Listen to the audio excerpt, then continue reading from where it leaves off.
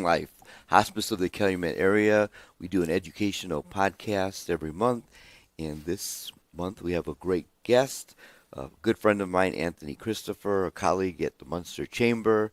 But tonight we're going to talk about something a little different. How you doing, Anthony? I'm well. Thank you for having me. Yeah, thanks for coming. You and I have known each other for a couple of years on and off. I mean, just talking, but last few weeks I think going to be a little bit more intimate Yeah. because you're going to be a member of the board of the Munster Chamber. We're really Yeah. excited about Thank that. you. Thank you. The Yeah, secret's out. yeah. Yeah. I'm happy to be on board. Yeah. Yeah. So your leadership, we appreciate that, and the way you communicate, I think is really, really going to be helpful and a big asset to the work that we do here. Yeah. I appreciate that. And speaking of communication, Anthony, you and I have kind of talked about your experience with your grandmother with hospice care. Can you talk a little bit about your grandmother and the kind of person she was?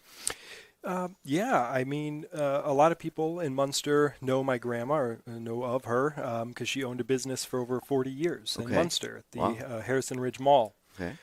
So Bruna Christopher's Gifts was there for as long as I've been alive. She sold Swarovski, Yadro. If you have a little hutch with figurines, likely your mom came to my grandma's shop. So, Okay. Munster, I grew up on the back steps there, I tell people. Like the UPS man knew me since birth. Wow. And so the Harrison Ridge Mall, I spent a lot of my time So you've growing always up. been around the business aspect of life, huh? Yeah, I mean, really, as long as I can remember, working with my grandma on, that's one of the things she inspired me to want to be self-employed was we went to go pick up Christmas gifts from her shop, and someone came in day of Christmas. We weren't open. She was picking up stuff for the family that we were bringing to out of town, and someone came in and they were like, "Oh, I need this and this." So I was, I don't know, maybe 10 years old, and I was helping her bag everything up and go run into the back and do all that. So that's kind of what inspired me to be in business for myself. I just loved seeing what she brought to the community. What attracted you most about your grandmother? What qualities did she possess that you said, "Man, I got to be that way"? She was, and I mean this in a good way, stubborn. Okay. She was direct in what she wanted Okay. and very, goal oriented. If she said something, and she was going to make it work. Okay. So my grandma was an immigrant here. She came from Italy when she was 3, her and her sisters.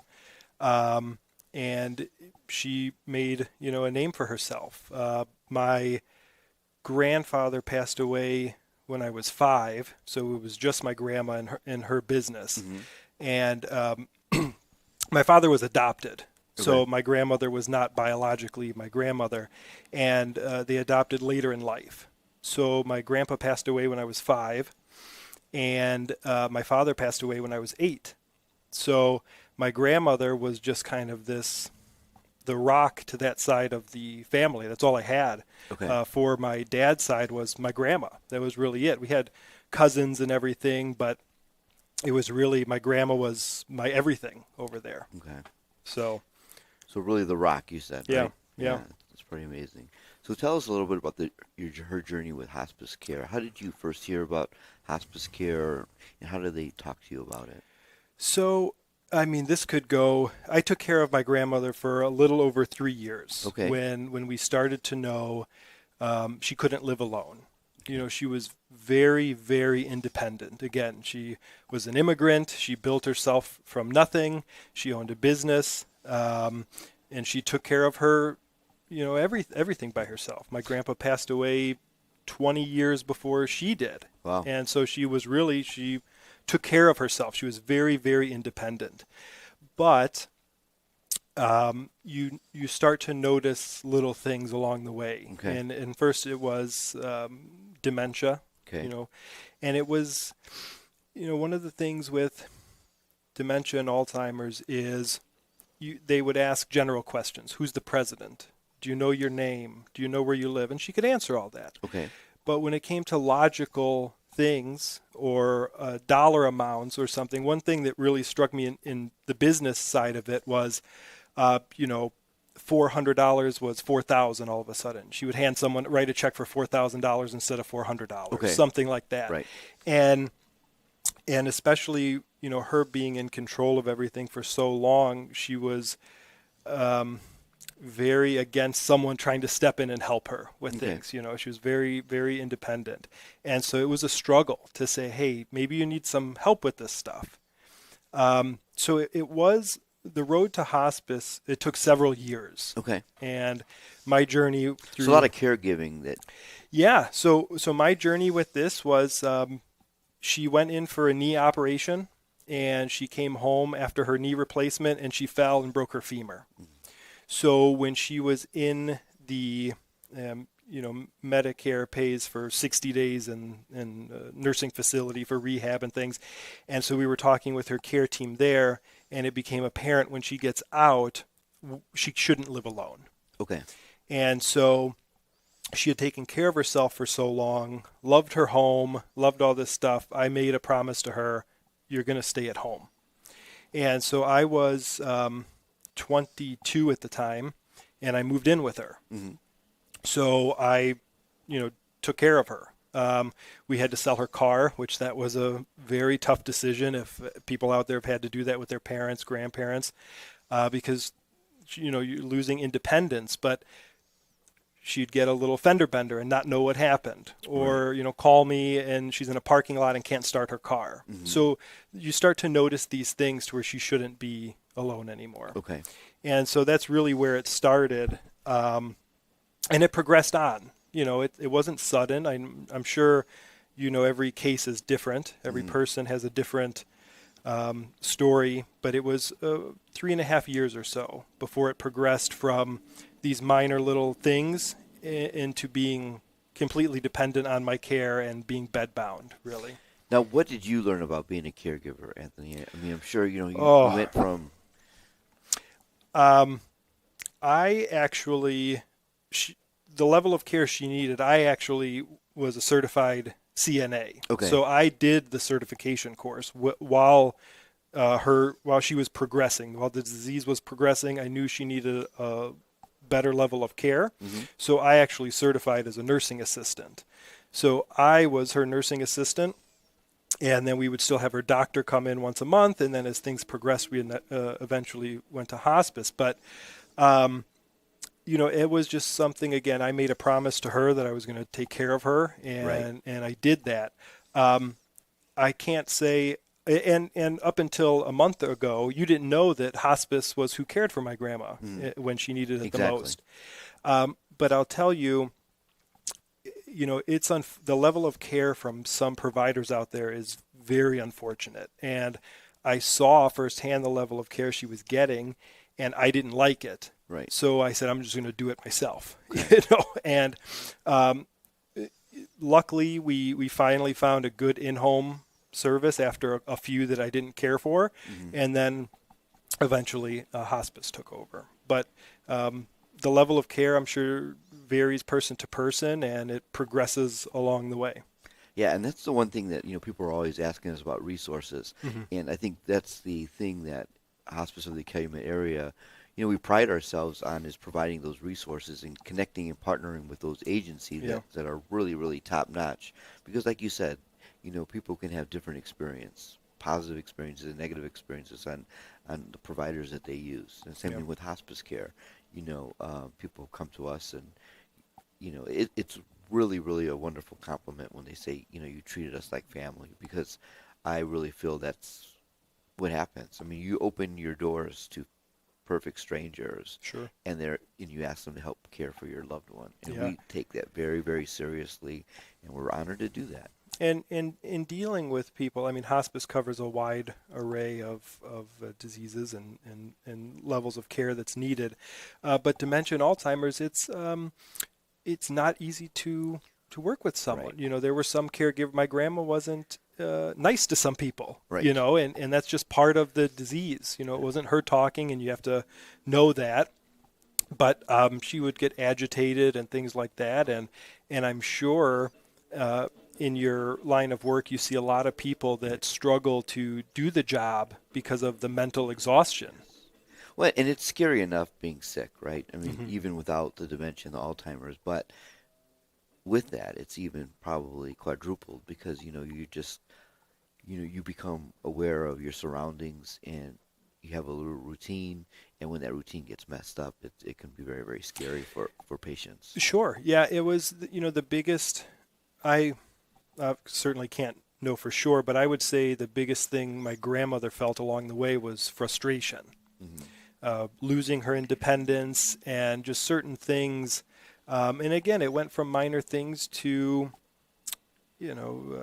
talking to the TV and getting mad that the people on The View weren't doing what she wanted them to do, or the cooking show, they weren't putting in what she wanted them to put in.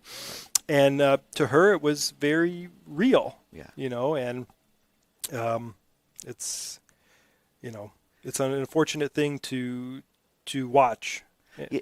had a really good conversation with a friend of mine about his mother who had Alzheimer's and dementia, started with dementia, and he said I'll never forget this. He said he would never wish this on his worst enemy No. because she recognized him as a person that cares, Hmm. but not as her son, and that was very hard for him because he said, I'm here every day, Hmm. I'm with her every day, I care for her every day, and she knows that I'm a safe person, Yeah. but it's not mom son relationship. That was hard for him.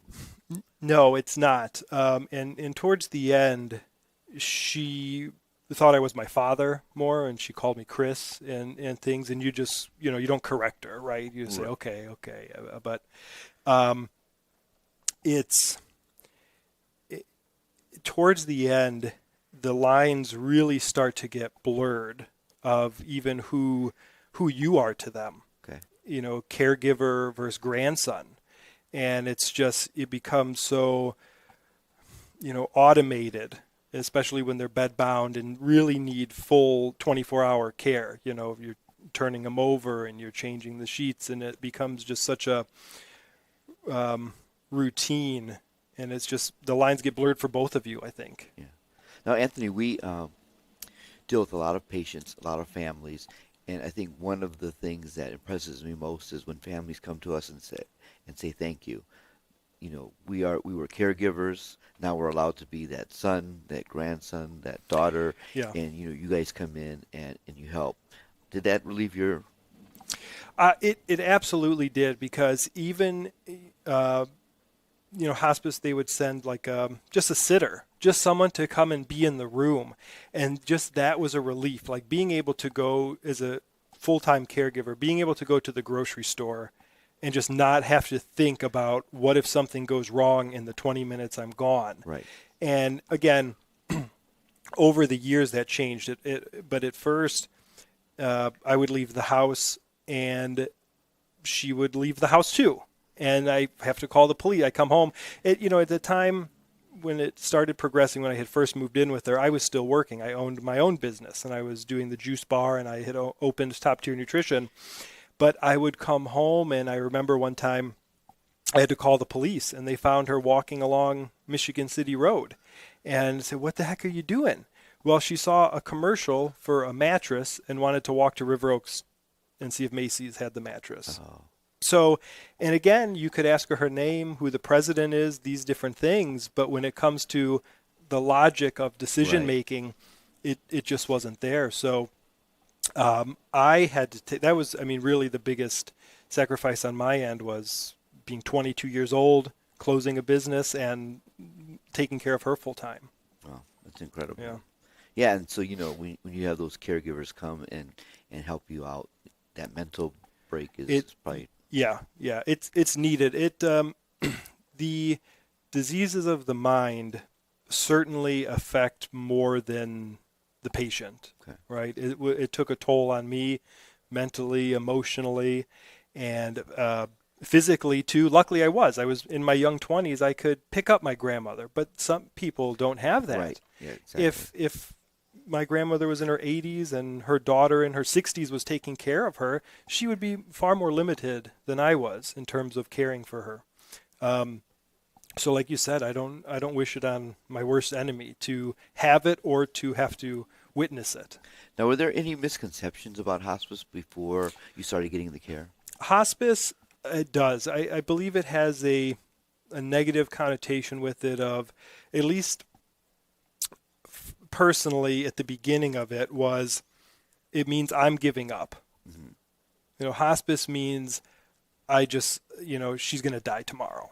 And I decided to do hospice after a couple times of in and out of the hospital. She had, fainted a couple times or gotten very overly agitated, and we had to call the ambulance. And to go into the hospital when you have advanced dementia and Alzheimer's, it's every time we would go, she would come back home and it would be worse if she stayed in the hospital for a few days. And so that's when I made the decision, I can't make her suffer anymore. She's 88 years old. She has congestive heart failure. She has these other things going on. And every time we go in, they're pricking her 10 times with needles and doing this test and doing a catheter and all these things, and she's miserable. And so we had a home health agency at that time, and they had said to me, I think it's time that, you shouldn't want to bring her back to the hospital, because she comes back out worse. And again, it was just me. I didn't want to give in and say, I'm not going to try helping her anymore.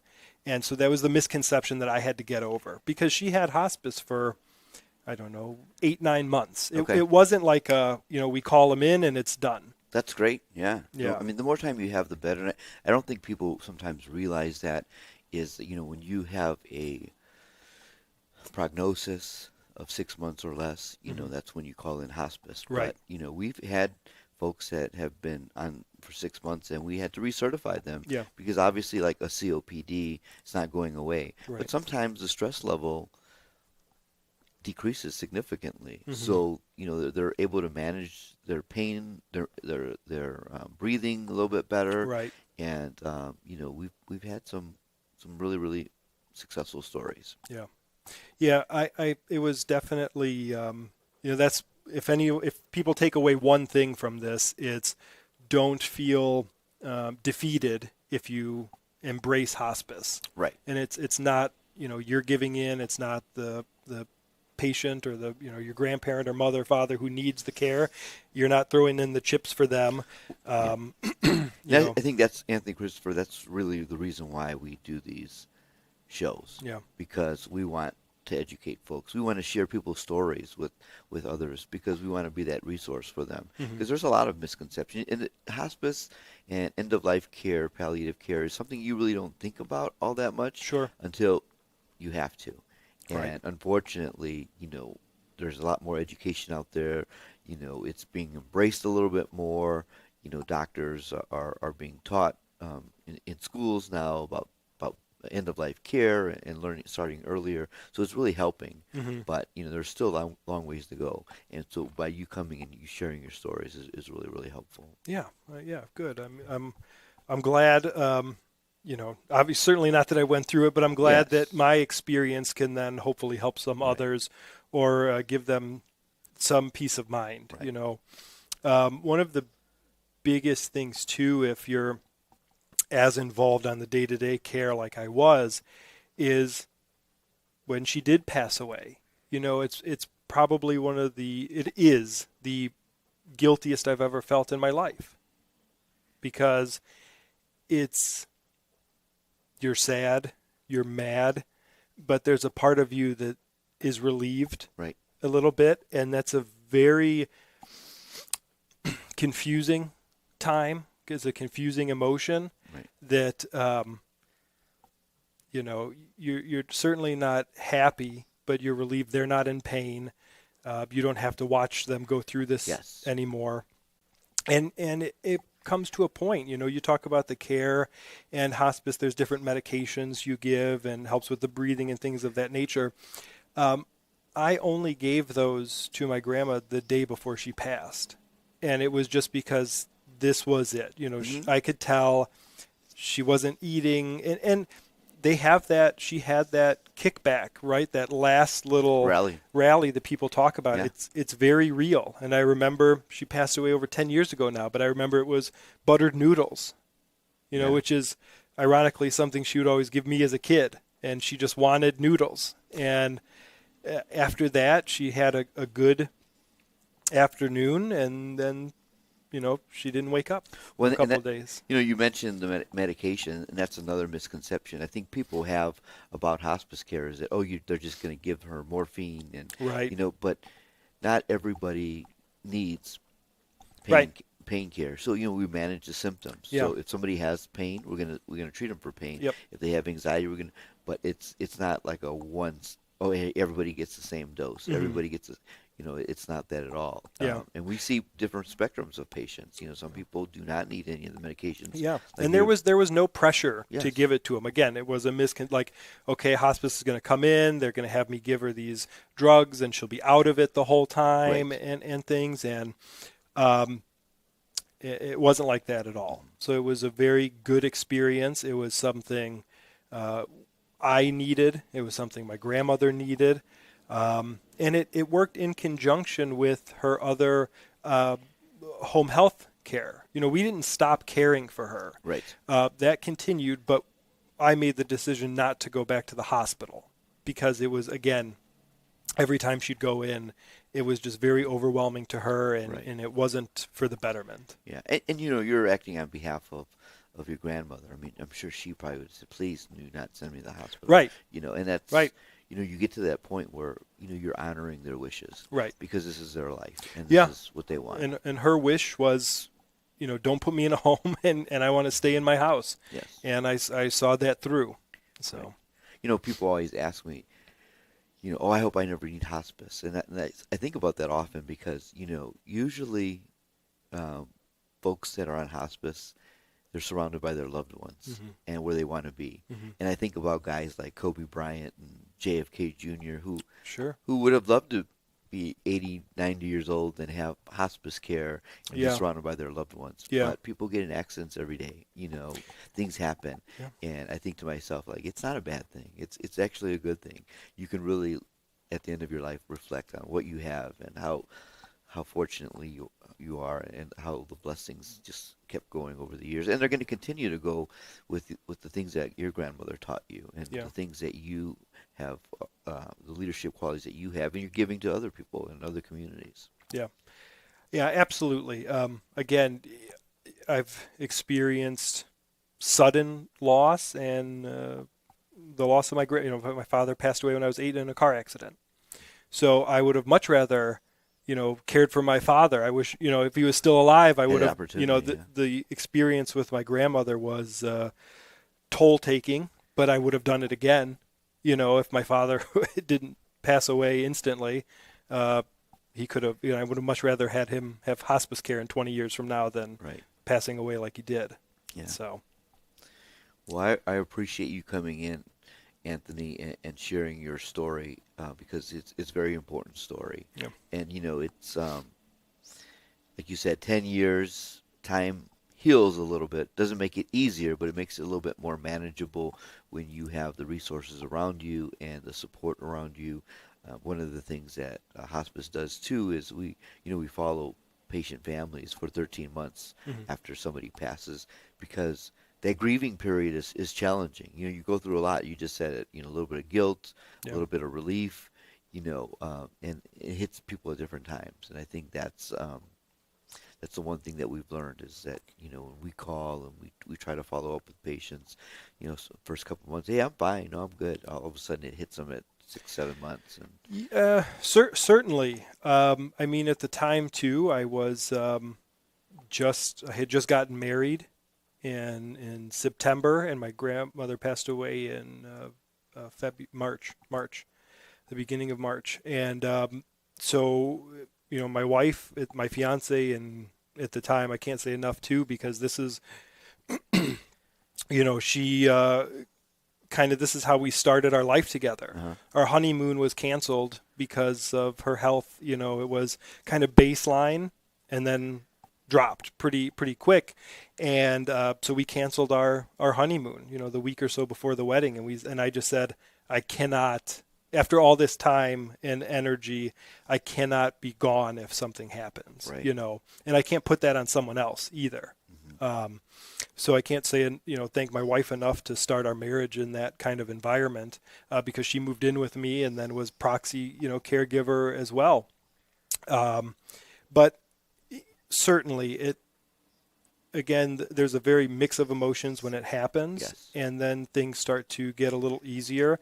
But then I'm sure it's very typical, right? Like, we sold her house, and it's cleaning up her things and having an estate sale, and Yeah, we had kept my dad's camper for 2 years in his spot, and we renewed his lot rent. And, sure, and my sister's like, We're just wasting money." I yeah, go, "I know, but you just looking up there, having that peace of mind." hmm, And finally, we said, what would Dad say? He's like, "Hey, quit wasting right, this money." But right, it wasn't about money. It was about just that comfort yeah, and knowing, that's my dad's camper. This is where we are, and you have those stories and you have those feelings, and hmm, you have to embrace them. And there's a lot of blessings. We talk about my mom and dad all the time, and I think we're very lucky because we've got so many fond stories. A lot of people don't have that, and so yeah, we're very appreciative of those things. yeah, good, yeah, Yeah. So as far as your wife, hmm, that that foundation was laid already for your marriage, probably because she know how important family is to you, and sure, I guess that would probably be a saving grace to know, like, well, my husband puts family first, and he's always going to put our family first as well. yeah, So I'm sure that it had a lot to do with how proud she is of you, just as proud as you are of her, hmm, because it is not an easy thing to do, especially when you're freshly getting married and you have goals and dreams. And there are some people that get lost in the sure. in the in the other blessings. Yeah, I mean, ages 22 to 25 was a very not ideal time to be taking care of someone, Hmm. other than myself, right? But you do what you have to do when you're in those situations. There was never a time where I thought about it, right? It was just like, this has to be done. This So has to be done. I'm the guy. There's no one else that's going to do it, so I have to do it. Otherwise, the other option was sell her assets and she goes in a nursing home, and maybe that's needed for some people, but I was able to prevent that from happening and did what I did.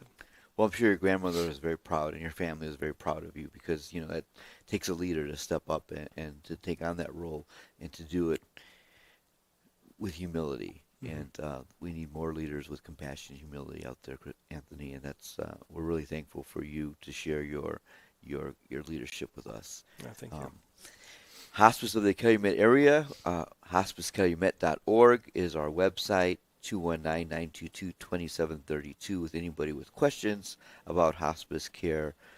Our education has always been at the forefront of our board of directors, and that's why we do these podcasts.